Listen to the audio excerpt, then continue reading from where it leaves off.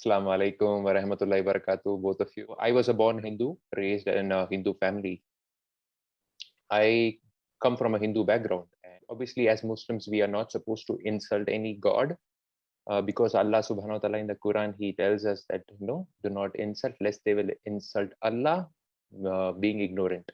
Every prayer, when the call of the Adhan comes, La ilaha illallah Muhammad Rasulullah, I tell.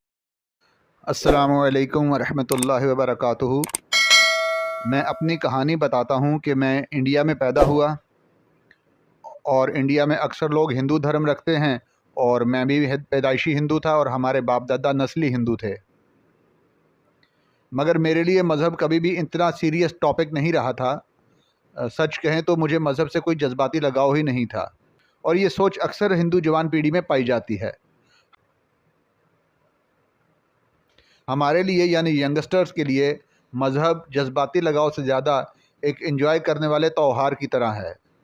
مثلاً ہولی ہو یا دیوالی یا رکشا بندھن جیسے جتنے بھی ہندو تہوار ہیں وہ صرف انجوائے کرنے کے لیے ہیں، یعنی ہلا گلا اور موج مستی۔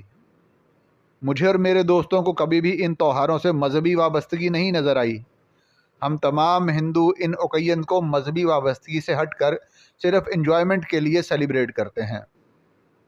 ان تہواروں کے حساب سے ہی ہماری فلم انڈسٹری فلمیں ریلیز کرتی ہے، اور آپ جانتے ہیں کہ پہلے سے اناؤنس کیا جاتا ہے کہ ہولی پر یہ والی فلمیں آئیں گی اور دیوالی پر فلاں فلاں فلم سٹار کی مووی آنے والی ہے، وغیرہ وغیرہ۔ مجھے اپنے اس انٹرویو میں کسی بھی دھرم کو برا بھلا نہیں کہنا، اور میری ساری گفتگو کا مطلب کسی بھی دھرم کے ماننے والوں کو ہرٹ کرنا نہیں ہے، کیونکہ اللہ تبارک و تعالیٰ نے قرآن مجید میں فرمایا ہے کہ تم کسی کے خداؤں کو برا بھلا نہ کہو، تاکہ پھر وہ جواب میں تمہارے خدا کو برا بھلا نہ کہیں۔ اس لیے میری ساری گفتگو کا مطلب اپنی کہانی بتانا ہے، کسی مذہب کی توہین کرنا نہیں۔ تو ہم جب کبھی بھی ان تہواروں پر مندر جاتے تھے اور وہاں پر عوام کا ایک بے پناہ رش ہوتا تھا، اور جیسا کہ آپ نے فلموں میں دیکھا ہوگا کہ بھگوان کے درشن کے لیے لوگ 6 اور 8 گھنٹے لائنوں میں لگتے ہیں، مگر میرے والد ایک بہت ہی اعلیٰ سرکاری عہدے پر تھے، جس کی وجہ سے ہم VIP پروٹوکول انجوائے کرتے تھے، اور بیچارے عام لوگ قطاروں میں لگے رہ جاتے تھے، اور ہم خصوصی دروازے سے ڈائریکٹ اندر چلے جاتے، اور مندر کے پجاری بھی ہمارا انتظار کر رہے ہوتے تھے۔ مجھے تو ایسے فیل ہوتا تھا کہ جیسے ہم بھگوان سے بھی بڑی کوئی چیز ہیں، اور وہ ہمارا انتظار کر رہا تھا۔ بس کچھ ایسا ہی ماحول ہوتا تھا۔ بیچارے عام لوگ دیکھتے رہ جاتے کہ یہ کس رئیس کی اولاد ہیں جو بادشاہوں کی طرح آئے اور چلے گئے۔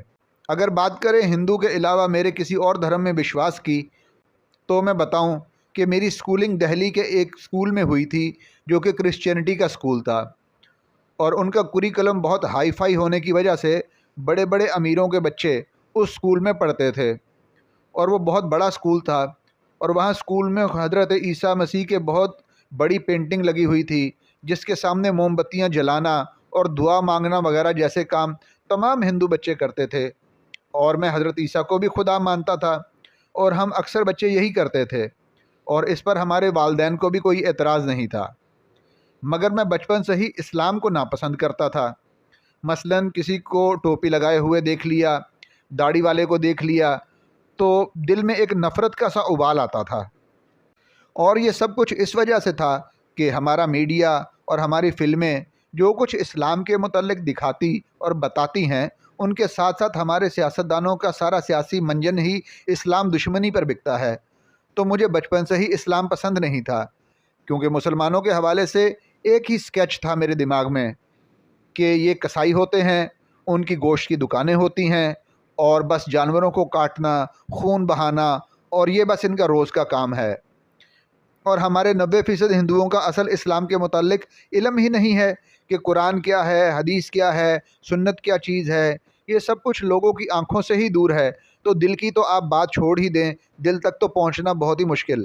یہاں انڈیا میں لوگوں کو پتہ ہی نہیں ہے کہ شیطان اصل میں ہے کیا، اور وہ کیسے کیسے آپ کو گمراہ کرتا ہے، اور سچ کیا ہے، جھوٹ کیا ہے۔ ہمارے ہندو معاشرے کے لوگ اصل اسلام سے بہت دور ہیں۔ بہرحال میں آپ کو اپنی کہانی بتا رہا تھا، تو اسی حال میں میرا بچپن گزرا، اور جوانی تک آتے آتے میں بہت زیادہ میٹیریلسٹک ہو گیا تھا۔ مجھے عمدہ جوتے، گھڑیاں، کپڑے، مہنگی گاڑی اور مہنگے موبائل چاہیے ہوتے تھے، اور ان سب چیزوں کے پیچھے بھاگنے کی ریس کبھی ختم نہیں ہوتی تھی۔ یعنی آپ سوچئے کہ میں ان چیزوں کو حاصل کرنے کی کوشش کی اور کامیابی بھی مل گئی، اور وہ مہنگی گھڑی یا وہ مہنگا موبائل جس کی میں خواہش کرتا تھا وہ میں نے لے بھی لی، جس کی مجھے تمنا تھی، مگر اس کے بعد بھی مجھے سکون اور خوشی نہیں ملتی تھی، بلکہ اس سے بہتر، اس سے مہنگی، اس سے اچھی اگلی کی خواہش اور اگلی دوڑ شروع ہو جاتی تھی۔ پھر میں اعلیٰ تعلیم کے لیے انڈیا سے باہر چلا گیا، اور میں اپنے گھر کے ساتھ ساتھ اپنے مندر اور اپنے ہندو مت سے بھی دور ہو گیا۔ انڈیا میں تو ہم لوگ سال میں 6-7 تہوار کے موقع پر کبھی مندر چلے جاتے تھے، مگر وہاں وہ مندر جانا بھی چھوٹ گیا۔ ہاں، مگر ہلہ گلہ کبھی ختم نہیں ہوا۔ بدیش میں بھی ہم ہندو کمیونٹی کے اسٹوڈنٹ مل کر ہولی اور دیوالی وغیرہ پر خوب انجوائمنٹ کرتے تھے۔ اس کے برعکس اگر آپ اسلام میں دیکھیں تو کسی بھی تہوار پر چمک دمک نہیں ملے گی۔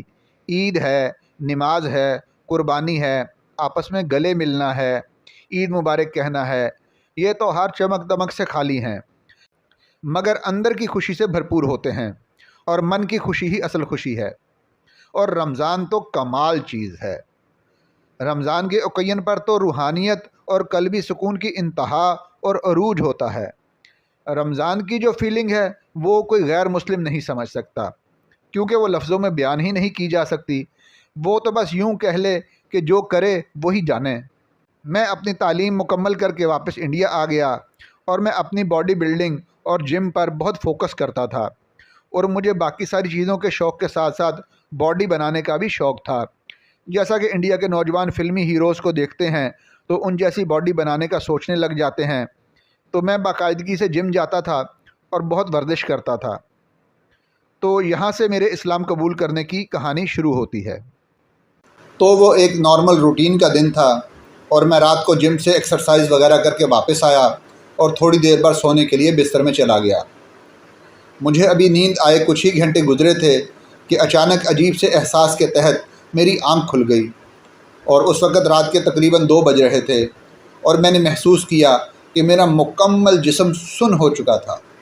اپنی تمام طاقت لگا کر بھی میں اپنے جسم کو حرکت نہیں دے پا رہا تھا، صرف میری زبان اور میری آنکھیں تھیں جو حرکت کر رہی تھیں، اور بہت گھبرا گیا۔ اس پریشانی کے عالم میں اپنے لیے کوئی فرسٹ ایڈ یا کوئی مدد طلب کرنا تو درکنار، میں تو اپنی انگلی اور ہونٹ تک نہیں ہلا پا رہا تھا۔ آپ اس سمے میری گھبراہٹ کا اندازہ کیجئے۔ آپ اندازہ ہی نہیں لگا سکتے کہ میں کس مشکل میں تھا، کہ اچانک میرے دماغ نے تمام خداؤں کو پکارنا شروع کیا، اور میں ہر دیوی دیوتا اور ماتا اور بھگوان کو پکارا، اور میری حالت نہیں سنبھل رہی تھی۔ پھر میں نے اسی حالت میں یسوع مسیح اور مریم کو بھی پکارا، مگر کچھ نہیں کام آیا۔ اسی حالت میں مجھے صرف چند منٹ ہی گزرے، مگر میں ان چند منٹوں میں کتنا گھبرا گیا تھا آپ کو بتا نہیں سکتا، اور کوئی الفاظ نہیں ہیں کہ جن میں اپنی کیفیت کو بیان کر سکوں۔ کہ اچانک میرے دماغ میں ایک لفظ اللہ اکبر آیا، کیونکہ اسلام کے متعلق اور مسلمانوں کے خدا کے متعلق یہی ایک لفظ تھا جو مجھے پتہ تھا، کیونکہ فلموں میں جب کسائی وغیرہ جانور ذبح کرتے ہیں تو وہ یہی لفظ بولتے ہیں، تو مجھے بس یہ ایک اللہ سے متعلق لفظ یاد آیا، تو بس میں نے زور سے اللہ اکبر کہا۔ بس وہ لفظ اللہ اکبر کہنے کی دیر تھی کہ صرف 1 سیکنڈ کے اندر یعنی آپ دیکھیں صرف 1 سیکنڈ لگا اور میرا جسم بالکل ٹھیک ہو گیا۔ مجھے ایسے لگ رہا تھا جیسے میرا جسم کسی جن نے مٹھی میں پکڑ لیا تھا، اور اللہ اکبر کہتے ہی وہ مجھے چھوڑ کر بھاگ گیا۔ میں اپنے بستر سے اٹھا، فریج تک گیا اور ٹھنڈا پانی پیا۔ چند منٹ لگے اور میرے ہوش بحال ہوئے، اور پھر میں نے سوچا یہ میں نے کیا کیا؟ میں نے اللہ اکبر کہا، یعنی میں نے مسلمانوں کے اللہ کو پکارا۔ یہ تو عجیب بات ہو گئی۔ میری مدد اللہ نے کی، یعنی مسلمانوں کے اللہ نے میری مدد کی۔ بہرحال میں بہت شاکڈ تھا، اور میں نے بچپن سے ہی کبھی کسی دھرم سے نفرت نہیں کی تھی سوائے اسلام کے، اور آج اسی اسلام کے خدا نے میری جان بچائی تھی۔ میں کمرے میں آیا میں نے اپنا موبائل نکالا اور اللہ اکبر لکھ کر گوگل پر اس کا مطلب تلاش کیا، تو گوگل پر اللہ اکبر کا مطلب تھا اللہ از دی گریٹسٹ، یعنی اللہ ہی سب سے بڑا ہے۔ اور آج اس بڑے نے ثابت کر دیا تھا، میرے سامنے ثابت کر دیا تھا کہ جب کوئی خدا میری مدد کو نہیں آیا تو وہی سب سے بڑا میری مدد کو آیا۔ بہرحال میری ساری رات گوگل پر اللہ اکبر اور اللہ کو سمجھنے اور اللہ کے بارے میں جاننے میں گزر گئی، اور پتہ نہیں کب صبح ہو گئی، اور اگلے ہی دن میں نے اسلام قبول کر لیا۔ اور آپ کو بتاؤں کہ میں اپنے بارے میں کہتا ہوں کہ میرے اللہ نے مجھے بغیر کسی انسان کی مدد کے ڈائریکٹ ہدایت دی ہے، اور صرف 1 منٹ میں دی ہے۔ میں وہ انسان تھا جس کو کبھی کسی مسلمان نے اسلام کی تعلیم نہیں دی تھی، حالانکہ میرے 2 مسلمان دوست تھے، مگر انہوں نے بھی کبھی مجھے اسلام کی طرف دعوت نہیں دی تھی۔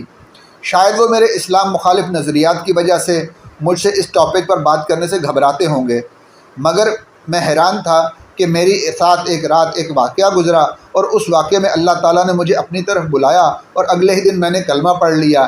یوں کہہ لیں کہ میں نے اسلام ڈائریکٹ اللہ سے لیا تھا، اور اللہ نے ڈائریکٹ مجھے ہدایت دی تھی۔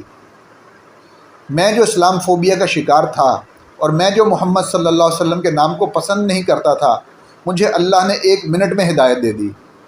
اور میں تمام مسلمانوں سے درخواست کروں گا کہ اپنے ارد گرد موجود نان مسلم کو اسلام کی سچائی سے آگاہ کریں۔ آپ کے پاس جو خزانہ ہے اسے اپنے پاس چھپا کر نہ رکھیں، اسے آگے پھیلائیں۔ سچ مانیے، لوگوں کو اصلی اسلام کے متعلق پتہ ہی نہیں ہے۔ اگر آپ سچ نہیں بتاؤ گے تو جھوٹ پھیلانے والے تو اپنا کام کر ہی رہے ہیں، اور وہ اسلام کے خلاف جھوٹا پروپیگنڈا تو کر ہی رہے ہیں۔ بہرحال پھر میں نے قرآن اور اسلام کا بہت مطالعہ کیا، اور دن رات اسلام کے متعلق جاننے میں لگا رہا۔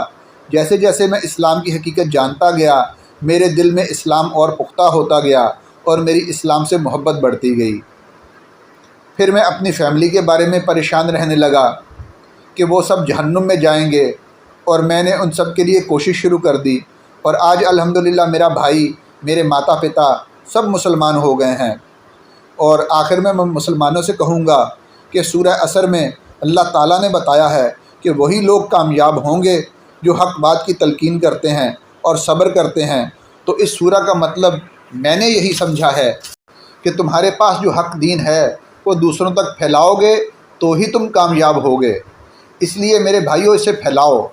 اور میرا آج 6 سال بعد، یعنی میں نے تقریباً 2017 میں اسلام قبول کیا تھا، اور آج 2023 ہے، اور میں یہ انٹرویو ریکارڈ کروانے کا مقصد بھی میرا یہی ہے کہ شاید میری یہ کہانی کسی کے لیے ہدایت حاصل کرنے کا سبب بن جائے، اور وہ دین اسلام قبول کرنے والا بن جائے۔